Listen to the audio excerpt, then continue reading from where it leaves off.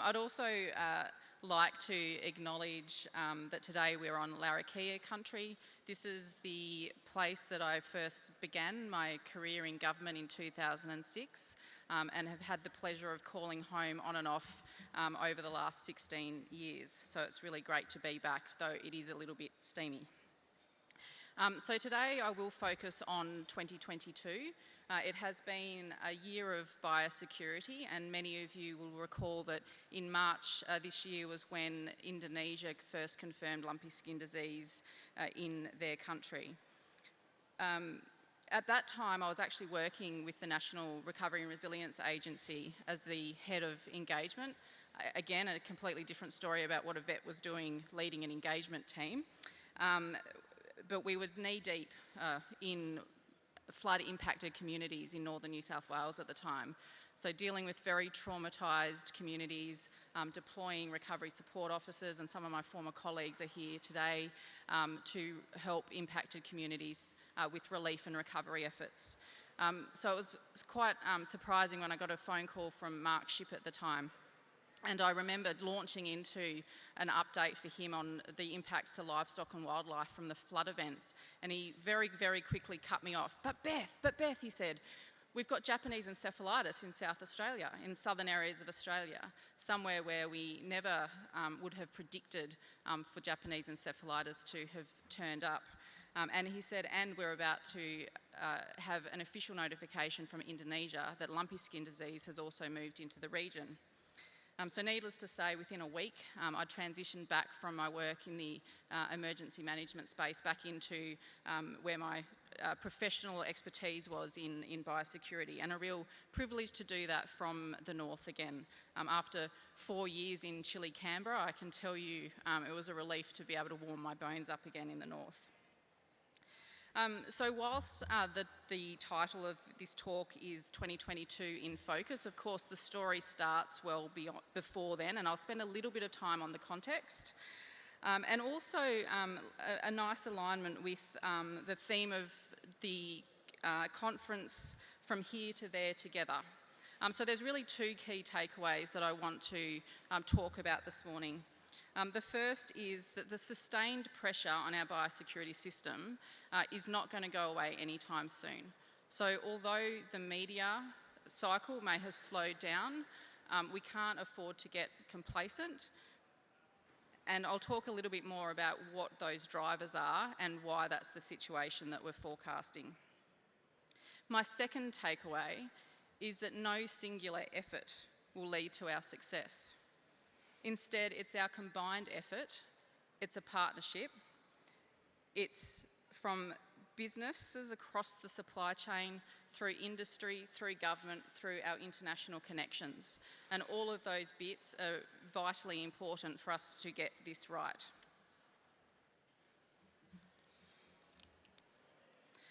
So in terms of the context, and can I just have a quick show of hands, who was at the Kimberley-Pilbara Cattlemen's Association meeting? All right, my apologies to those that were there. So some of this content you will have seen before, but hopefully it's new to most of you. So first of all, I just want to touch on that context. What we have seen over the last 5 years has really changed that pressure, that downward pressure on Australia's biosecurity system. We've seen diseases like African swine fever move into the region, first in 2018 and then spreading rapidly through China, through Southeast Asia, eventually to Timor-Leste and to Papua New Guinea. So very, very close to our northern borders, but also in terms of where we have high levels of visitation. African swine fever, although it's not a disease of ruminants, which I know all of you will be mostly focused on, was incredible, 100% mortality or close to 100% mortality. During those few years, it wiped out approximately a quarter of the world's pigs. Over 200 million pigs died from African swine fever, and there's still no effective vaccine. So it continues to be a problem in some of our Southeast Asian countries, and you imagine the impact that it had on protein availability and the price of proteins in those countries. Avian influenza, again, I'll touch on briefly. Sustained outbreak for at least the last 12 months. Over 90 million birds have been culled in the response efforts in Europe, in the Northern Hemisphere, to contain the various spot outbreaks of avian influenza. Again, a really massive impact to the global food security issues, and what we understand from the transmission pathways or the potential pathways into Australia, we've always expected a reasonably low probability of arrival with migratory birds, but of course with an outbreak at this scale, over 60 different species impacted, we're entering our migratory season now, and avian influenza is the emergency animal disease that we have most had to respond to in Australia. Of course then lumpy skin disease and foot and mouth disease, which I will cover shortly. So why are we seeing these changes? And what is on the horizon? Many of you will have seen this 28% slide. I would like to think of it as a litmus test for how rapidly we need to be responding, putting in place our preparedness plans and addressing gaps in knowledge. You will notice there one of the important features of that is the range, 4 to 56%.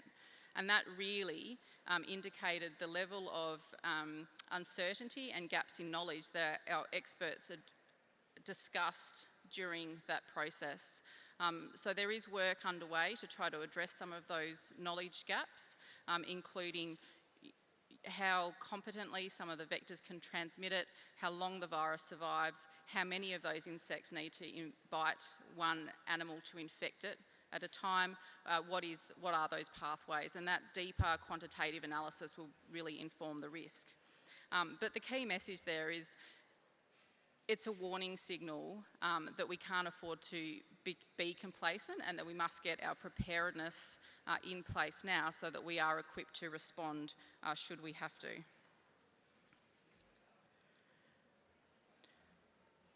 I promised to talk a little bit about the drivers for what we've seen within the region and across the globe. And the reason I want to spend a little bit of time on this, as I said at the beginning, was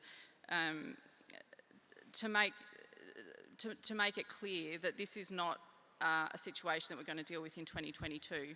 You know, this is a situation in terms of the regional biosecurity and the regional stability in biosecurity that's going to be there for quite some time. So we've seen that obviously we are more connected than ever in the region. We've seen changing trade patterns. So we've seen changes to how China, for example, trades within the region, which means that the livestock flows are quite different to what we've experienced previously. We've also, like us, those countries are experiencing multiple disasters and having to respond to multiple emergencies at the same time. So you think, you know, African swine fever, lumpy skin disease, then foot and mouth disease from May this year. And on top of that, the overlay of COVID and what that has done to systems across the world in terms of having that capacity to respond and to respond effectively. The impact on the economy, on treasuries, to be able to invest in responses at this scale, like ours, have also changed over that time. And so we are facing a very different world to what we were. And lastly, I'll just mention the impact of climate. So a lot of the diseases I've mentioned would be what I would term climate sensitive. So these diseases that have a vector associated with their transmission and where the virus and organisms can survive in different climatic temperatures will really be something that we need to monitor, particularly for those ones that are arboviruses or vector-borne, as we see changes to global temperatures, but also changes to other events like floods that may impact the survivability and the number of insects in the environment. So I'm just going to talk a little bit about the current situation with foot and mouth disease overseas. And before getting directly to Indonesia, this map shows the global distribution of foot and mouth disease infected countries. And I think really important to remember the World Organization for Animal Health estimates that 77% of the global livestock population has foot and mouth disease circulating in those populations. So this isn't a new situation, and our biosecurity system has been very geared up towards the foot and mouth disease risk basically since its inception. Also, the World Organization for Animal Health has a process to officially recognise a country's disease status. This map shows those countries that are officially recognised as free of foot and mouth disease without the use of vaccination. And of the 182 member countries of the World Organization for Animal Health, 66 other countries hold this most esteemed status, similar to Australia. 2 of those are recognised as countries free of foot and mouth disease with the use of vaccination, and the rest have either not been assessed or are not considered free. So I make that point because maintaining that status of free without vaccination is in our interest as a preferred trading partner, and of course any change to that status has an immediate impact on trade.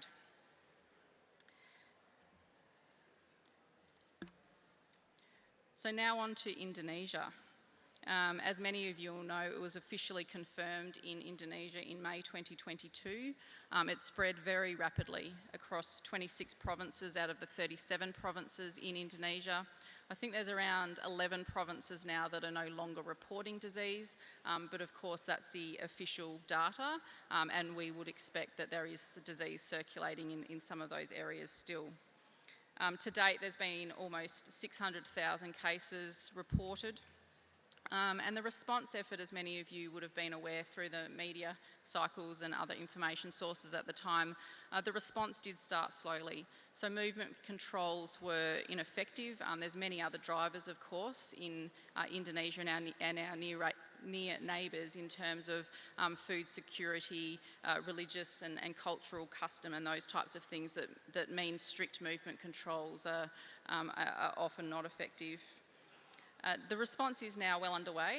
It has transitioned to the lead of the National Emergency Management Agency, and through that we have seen a rapid escalation in the response in country. There's now around 5.5 million animals have received vaccination, and of course Australia's support to that vaccination campaign has been pretty instrumental to that, with now 4 million doses of Australian funded vaccines in country. There's also been good steps in terms of animal identification for those receiving vaccinations and underpinning the trade requirements, or at least the official trade requirements. So on to lumpy skin disease, and of course this has been a hot topic. Again, this map shows those countries that have got lumpy skin disease. I wish I'd used my animated map because that really gives a better view of how quickly lumpy skin disease moved. Originally a disease confined to Africa, and I certainly recall back in my uni days, it was a disease that we talked about theoretically. Nobody assumed or predicted that it would make the leaps that it has recently, and as I mentioned, some of those drivers have been really instrumental in important in how it's spread. So originally confirmed in our region in 2019, so in China, India and Bangladesh. By 2020, it was in countries such as Vietnam, Taiwan and Sri Lanka. 2021, Malaysia, Thailand, Cambodia, and of course in 2022, we saw it move into Indonesia and to Singapore. So the story in Indonesia is that it was first detected in Sumatra. There was an initial good response and good engagement in Indonesia on the response for lumpy skin disease, though of course there were challenges with that as well, including access to vaccines, knowledge of the way the virus is transmitted, those types of things. And then foot and mouth disease essentially took over. So we did not get a lot of official reporting throughout the last few months as the resources in Indonesia necessarily turn to their foot and mouth disease containment and control. Last month, unfortunately, we did see that situation had changed, with cases now confirmed in Central Java. And you'll see that yellow spot in the map there shows Central Java.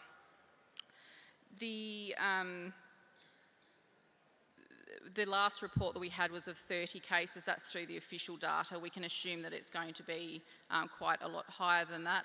Some of the Australian vaccines have now been deployed to Java to support the response, but needless to say, the cattle populations in Java are high, and their level of vaccine won't go very far at this stage. So we have just written again to confirm support for further response measures. I would also just probably make the point here that from what we know from the international experience, these types of jumps in distribution of lumpy skin disease is most often associated with the movement of live infected cattle rather than just through the wind-borne spread of the potential mechanical vectors for this disease. The mechanical vectors, of course, being very important to local establishment and spread, but in these sorts of cases we would assume that the movement of infected cattle has been a primary driver for why we've seen this shift in distribution. So I want to turn now to, have I turned? I haven't.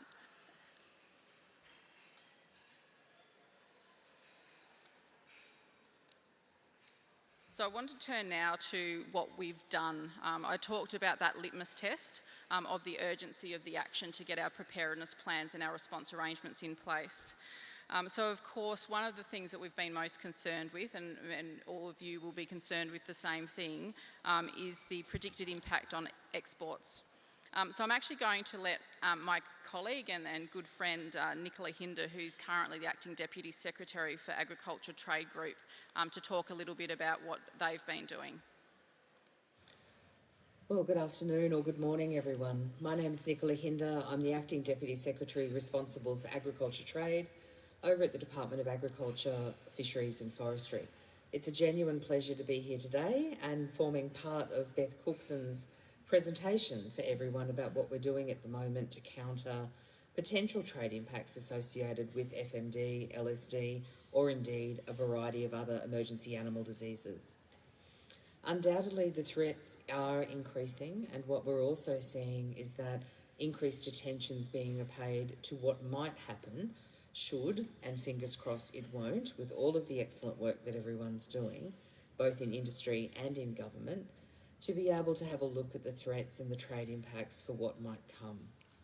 Over the last couple of months, the department's been doing an incredible amount of work hand in glove with industry to be able to consider the trade impacts associated with an outbreak of FMD or LSD in Australia. We've been really transparent about the work that we're doing, holding a number of webinars, in-person attendances, circulating discussion papers, etc. Part of that as well has also been considering what's going to be the trade impacts, not only for our red meat and dairy products, but also for broader products that could potentially be affected. And I'm really proud to be able to say that despite it being such a challenging situation and issue to be able to work through, that the department and industry have come together to be able to reach a common understanding of what those potential implications have been. So thanks, Nicola, and that's my way of cheating to be able to take a drink of water. But needless to say, there's been a lot of work go into the analysis about the potential trade impacts and working through a prioritisation process with industry on where some of those potential trade impacts may be addressed up front. Nicola also mentioned the National Lumpy Skin Disease Action Plan, as did the Minister in the opening address. I'm not going to spend too much time on this, but I am going to go through some of those preparedness activities around international engagement, preparedness and response research, as well as what we've done at the border, and also to touch on the Northern Australia Coordination Network that the Minister also mentioned, which I think is a really exciting opportunity for those working in the North to engage on this really important issue. So first to international engagement, and I'm going to be quite brief. I'm starting to get my flags for time up, and so there's a few more things I'd like to touch on. But needless to say, we have been working very closely with our partners in Indonesia, in Timor-Leste, in PNG and also in the Pacific to support their preparedness and response efforts. So that's included engagement through to Prime Minister level in Timor-Leste, also with the head of the local task forces for the emergency management in Indonesia.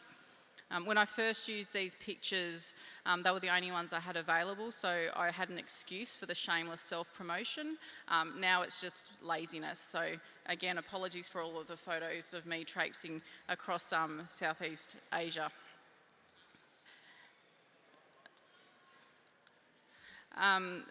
Capacity building and technical expertise continues to be a really important part of the work that the department undertakes. So here we are again in Timor-Leste looking at the arrangements at their border with Indonesia, and we are working with Timor-Leste on a capacity building project to strengthen the biosecurity services in their country, as well as building diagnostic capability throughout the region and supporting surveillance and early detection. I also had the opportunity to attend the Southeast Asia and China Foot and Mouth Disease National Coordinators meeting recently that was held in Bali, a great opportunity to engage with a much broader part of the region and understand some of the challenges and barriers, as well as the opportunities for us to work more closely to support that regional response effort. And of course, I've mentioned the vaccines that we have been able to support Indonesia with, both for lumpy skin disease and for foot and mouth disease, and also more recently to support training of vaccinators in both Bali and in Sulawesi. So there's now been 400 vaccinators trained in Bali and around 500 in Sulawesi, so that's really increasing the effort over there. We do continue to engage a bit more broadly than that as well. And hoping that we get some more opportunity to engage more closely on lumpy skin disease with the increase in focus now that it's been detected in Java. And next week we also have an opportunity to participate in an international policy and research exchange with global experts in Dubai. I'm conscious of time, but I just want to show you a little bit of behind the scenes of the border, because I know that's been a point of interest for people. You will recognise some familiar faces in this little clip, so feel free to reach out to those people in the breaks to hear a little bit more about what they observed. Find it. Good. Find it. Find it. Good girl. Find it.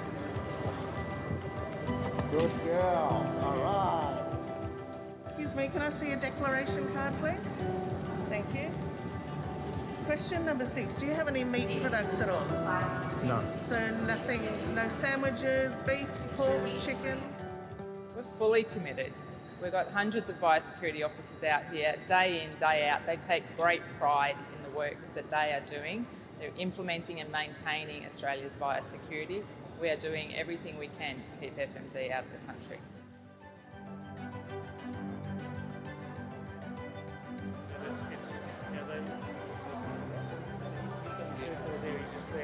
It's been fantastic to see both the controls that are already in place and the huge amount of work that's already in place to safeguard industry, but see some of those additional measures like the foot mats. As we've seen the risk profile increase off the back of the disease being detected in Indonesia and Bali, you know, we're seeing a lot more resources go over into those countries, and also Papua New Guinea and Timor-Leste.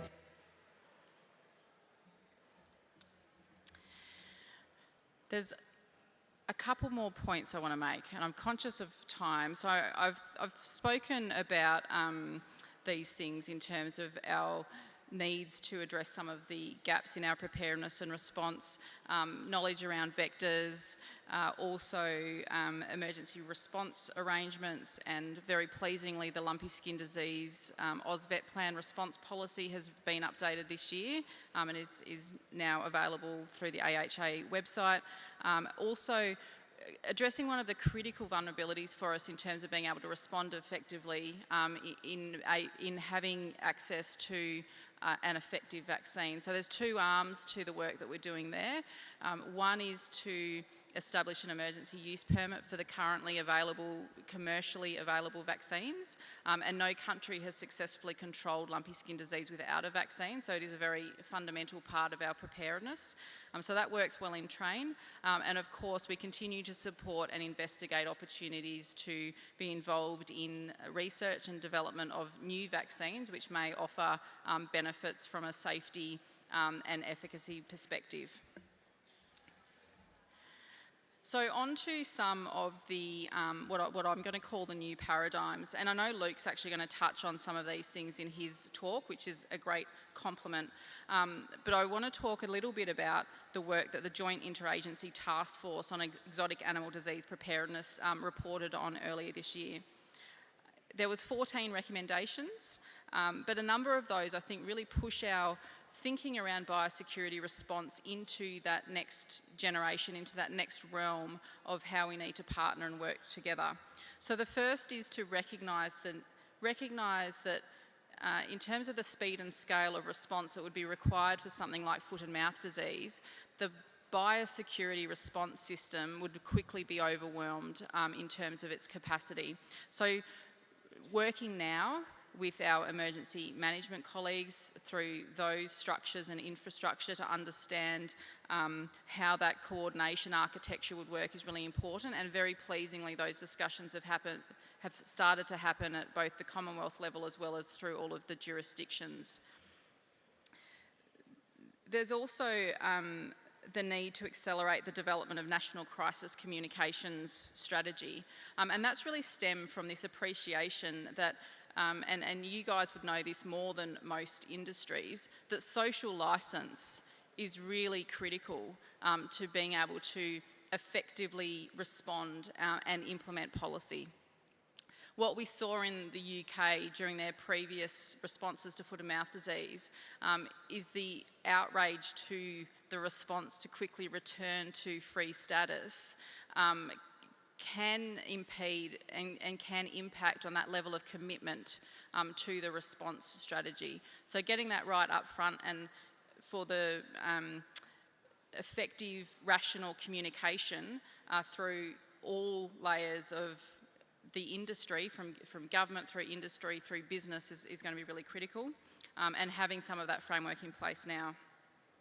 And also developing policy response for support and recovery for second and third order consequences. Again, I know Luke's going to talk about this, but of course we're not just talking about the impact to animals and to livestock. There is the impact to the human consequence, the community consequence that needs to be identified.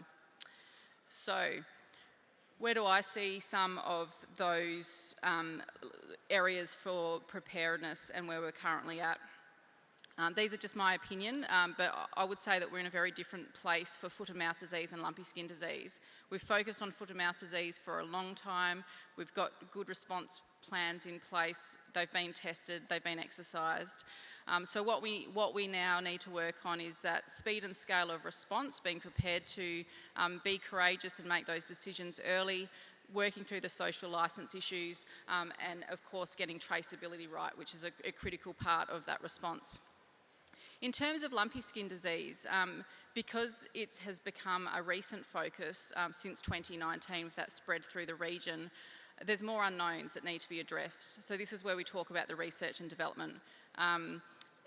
I've spoken also about the vaccines, and the final point there is advocacy within the region for control. So it's really become a bit of a forgotten disease with the scale and the impact that foot and mouth disease had in Indonesia, for example. So trying to, remind people that we need to be responding and managing the impact of lumpy skin disease within the region is really important. And finally, biosecurity, readiness and leadership. Now, the reason I put this slide up here is because early detection relies on reporting and investigation of suspect cases. So this is an example from the UK. This example happened to hit the media, but I want to assure people that this is a normal part of an effective biosecurity system. So we need to be responding. As decision makers, we need to be able to make the decision to investigate and make it quickly. I'd also then just touch on a couple of the points that Major General Stephen Day made this morning, because I think they were very relevant. Being in it together in what we are trying to achieve, and being able to explain in a simple and compelling way why we're going about our response efforts, our preparedness efforts in the way that we're doing. And I'd also add rational way to that as well. So let's use the evidence, let's use each other to get those communications right and make sure that we do create an environment where we're working effectively in both preparedness and, should we need to, response. So with that in mind, I'd like to encourage everyone here to remain vigilant, to continue to raise awareness about the importance of biosecurity, and to implement those effective biosecurity controls throughout the supply chain in all our business. Thank you.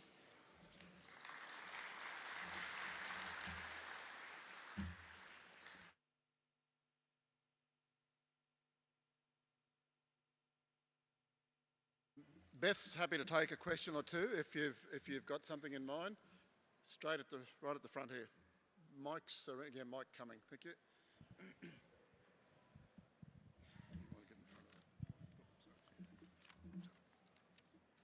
Dr. Cookson, the last risk assessment was back in April 2022 for LSD and FMD. Since then, lots have happened in the FMD space. There's even been more meat found at borders and then past borders. On LSD, we've had weather reports saying that there will be more cyclones coming through northern Australia. Has there been an updated risk assessment, and are you concerned that, particularly with LSD, that the weather reports indicate an increased risk going forward?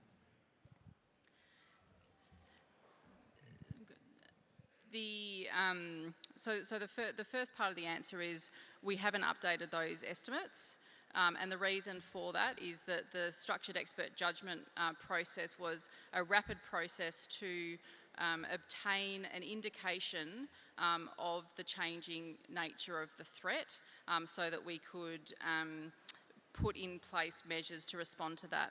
I think really importantly that during those discussions, the experts considered that we would see the continued spread of foot and mouth disease and lumpy skin disease through the region as part of that 5-year trajectory. We also took the opportunity, and part of the reason for doing those in such a rapid way through that mechanism was to gain the appreciation for what else was needed to do to understand the risk, and some of that work has now proceeded through, for example, quantitative analysis, which is a much deeper dive into what those risks might be, and based on understanding of the evidence and the science that's coming about. So I mentioned some of those factors that need to be considered, like what is the infectivity of one of these mechanical vectors? How many are needed to bite one animal to induce infection? That work is well underway, and we're hoping that we can report on that shortly. In terms of my personal opinion about the lumpy skin disease threat, of course we should all be concerned, and that's why we are taking it seriously and putting in place our preparedness and response plans now. As I mentioned previously, the international experience is that the long distance spread is usually through the movement of live infected animals. Of course, in Australia, because we don't import live ruminants on a general basis, that pathway is managed, and the potential for the infected or the mechanical transmission of vectors is something that we still need to understand a bit more. I can handle one more quick question if there is one. Go ahead.